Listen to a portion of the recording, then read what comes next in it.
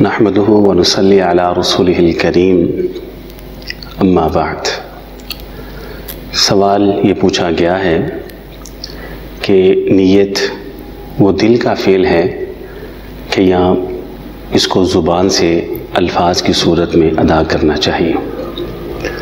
پہلی بات تو یہ سمجھیں کہ انما الاعمال بالنیات، نبی علیہ السلام کا یہ فرمان ذیشان صحیح بخاری کے اندر موجود ہے کہ انسان کے اعمال کا دار و مدار وہ نیتوں کے اوپر ہے۔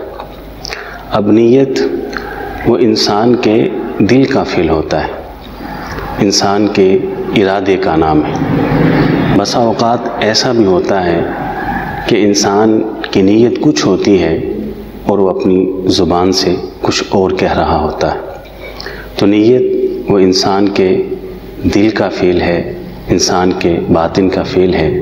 کسی بھی عمل کے لیے جب آپ دل میں ارادہ کر لیتے ہیں، اسی ارادے کو آپ کی نیت کہا جاتا ہے۔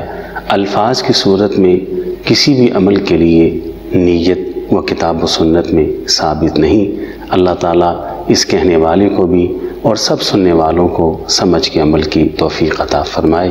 وآخر دعوانا ان الحمد للہ رب العالمین۔